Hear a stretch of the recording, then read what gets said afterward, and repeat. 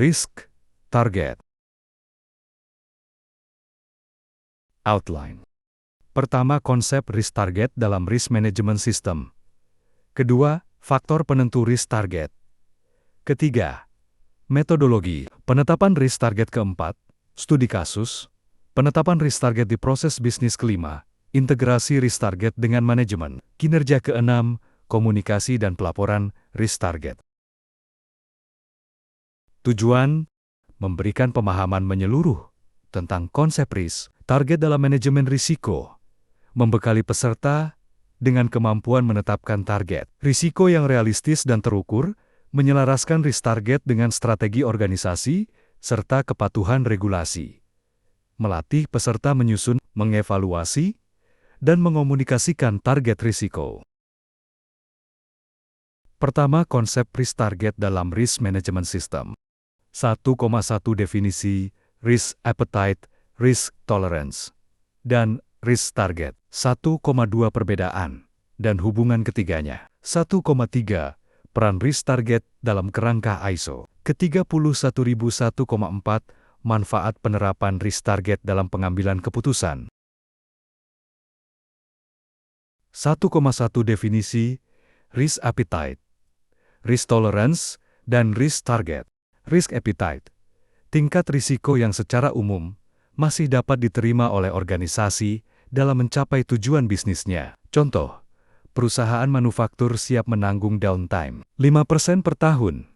Risk tolerance, batas spesifik risiko yang masih bisa ditoleransi pada area tertentu, lebih terukur dibanding risk appetite. Contoh, toleransi cacat produk maksimal 2%.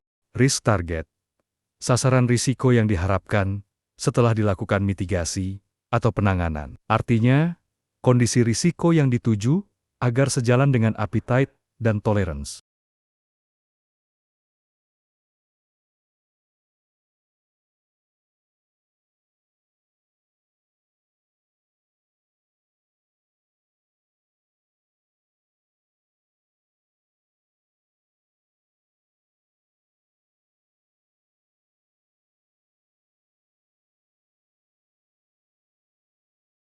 Satu koma dua perbedaan dan hubungan ketiganya.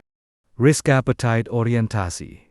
Strategize, big picture closing parenthesis, dot, risk tolerance. Batas operasional yang lebih detail. Risk target, tujuan akhir yang ingin dicapai agar risiko terkendali sesuai appetite dan tolerance. Ketiganya membentuk alur logis. Appetite, tolerance, target. 1,3 peran risk target dalam kerangka ISO 31000.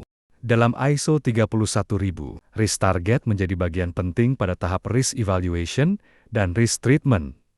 Risk target digunakan untuk menilai apakah risiko yang ada masih sesuai dengan kriteria organisasi, membantu organisasi mengukur efektivitas, kontrol serta menjadi acuan monitoring dan review. 1,4 manfaat penerapan risk target dalam pengambilan keputusan. Memberikan batasan yang jelas kapan risiko perlu ditindaklanjuti, membantu manajemen menentukan prioritas dalam alokasi sumber daya waktu, biaya, tenaga, mengurangi ketidakpastian dalam pengambilan keputusan strategis maupun operasional, menjadi dasar komunikasi risiko antar level organisasi operasional, manajemen, direksi. Kedua, faktor penentu risk target. 2,1 strategi dan tujuan organisasi. 2,2 regulasi dan standar industri. 2,3 kapabilitas internal SDM/CA, finansial, teknologi. 2,4 ketersediaan data dan sistem monitoring. 2,5 budaya, risiko, risk culture di organisasi. 2,1 strategi dan tujuan organisasi. Risk target harus selaras dengan visi dan sasaran strategis organisasi. Jika target risiko tidak mendukung tujuan organisasi, maka manajemen risiko tidak memberikan nilai tambah. Contoh, perusahaan dengan strategi ekspansi global perlu risk target pada kepatuhan hukum internasional. 2,2 regulasi dan standar industri. Setiap industri memiliki regulasi yang wajib ditaati. Misal, OJK untuk keuangan, Permenaker untuk K3, ISO 9001 untuk mutu. Risk target ditentukan agar kepatuhan tetap terjaga dan organisasi terhindar dari sanksi hukum. Contoh, toleransi 0 terhadap pelanggaran keselamatan kerja. 2,3 Kapabilitas internal. Risk target harus realistis sesuai kemampuan organisasi. Jika target terlalu tinggi, tanpa dukungan sumber daya, akan sulit dicapai dan bisa menimbulkan risiko baru. Contoh, perusahaan dengan sumber daya manusia terbatas tidak bisa langsung menetapkan target zero defect tanpa sistem pendukung. 2,4 Ketersediaan data dan sistem monitoring. Data yang akurat dan sistem monitoring yang andal menjadi dasar penetapan target risiko. Tanpa data, risk target hanya bersifat asumsi dan tidak terukur. Contoh, menetapkan target cacat 1% harus didukung data produksi dan sistem inspeksi kualitas. 2,5 Budaya risiko di organisasi. Risiko yang memengaruhi citra dan kepercayaan stakeholder terhadap organisasi. Misalnya, produk cacat yang mencuat di media, pelayanan buruk, konflik manajemen, atau krisis komunikasi. Kerusakan reputasi seringkali lebih sulit diperbaiki dibanding kerugian finansial.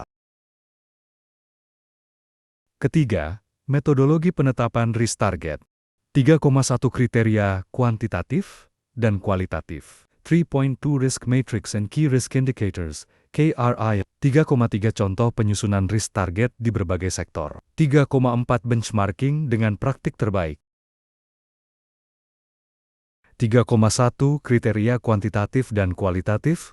Kuantitatif, target risiko yang diukur dengan angka, misalnya cacat produk, 1%, downtime mesin, 5 jam atau bulan. Kualitatif, target berbasis kategori atau deskripsi, misalnya tingkat kepuasan pelanggan minimal baik, risiko reputasi rendah. Kombinasi keduanya memberi fleksibilitas dalam penetapan risk target. 3,2 Risk Matrix dan Key Risk Indicator. Risk Matrix digunakan untuk memetakan risiko berdasarkan likelihood dan impact, lalu menentukan target penurunan level risiko, KRI. Key Risk Indicator. Indikator yang dipakai untuk mengukur apakah risk target tercapai. Contoh, KRI, frekuensi kecelakaan kerja, risk target. 1 kecelakaan per 1 juta jam kerja. 3,3 Contoh penyusunan risk target di berbagai sektor.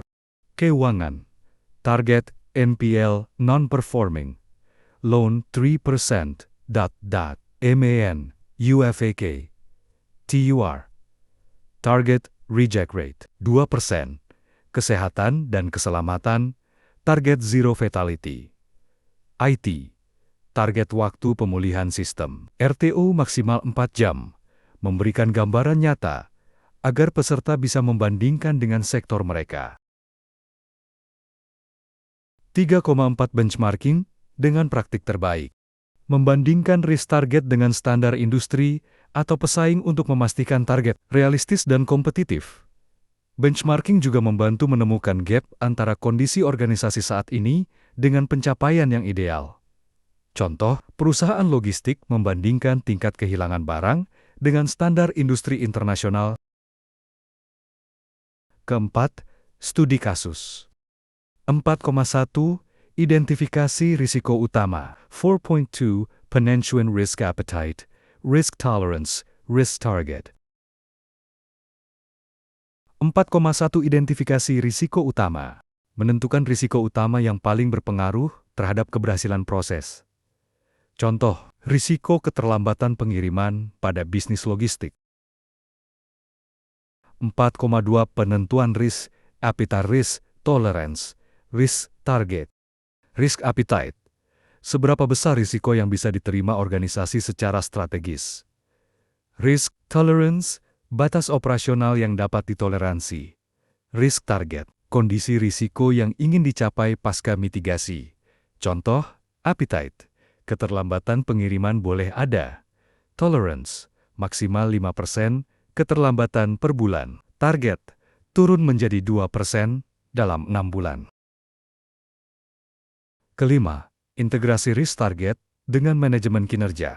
5,1 hubungan dengan Key Performance Indicator KPI. 5.2 monitoring dan review target risiko. 5,3 eskalasi bila terjadi penyimpangan. 5,4 integrasi risk target dalam proses perencanaan strategis.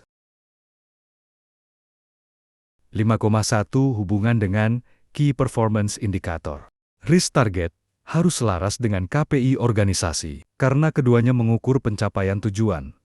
KPI fokus pada hasil kinerja, sedangkan risk target fokus pada tingkat risiko yang dapat diterima.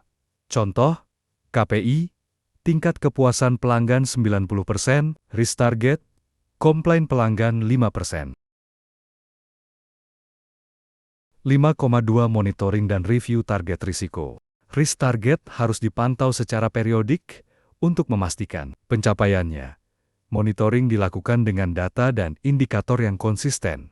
Review perlu dilakukan jika ada perubahan kondisi internal maupun eksternal.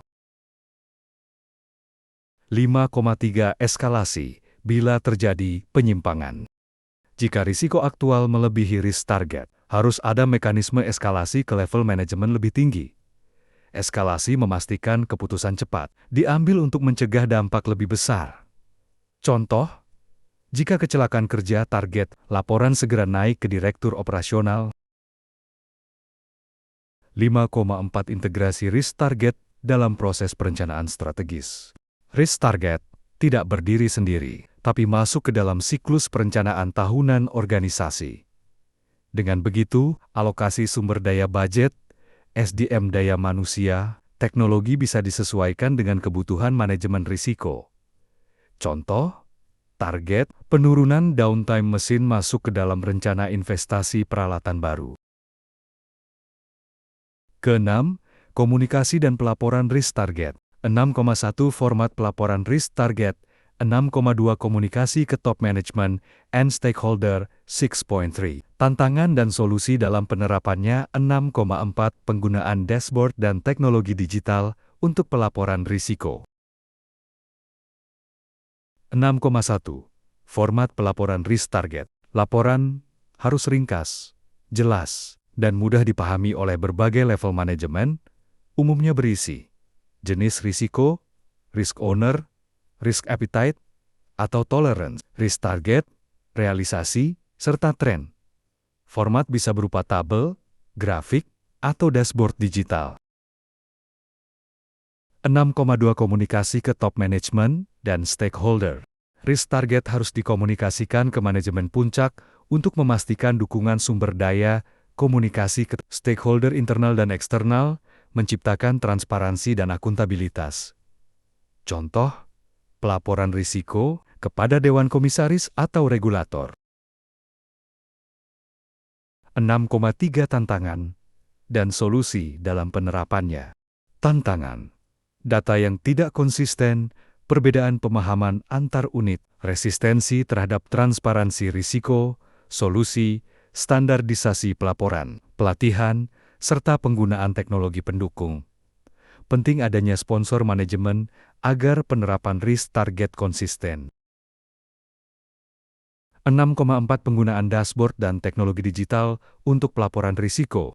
Sistem digital memudahkan monitoring real-time, analisis tren, serta visualisasi risiko. Dashboard membantu manajemen melihat pencapaian risk target secara cepat dan akurat. Contoh, sistem GRC Governance, Risk and Compliance berbasis cloud,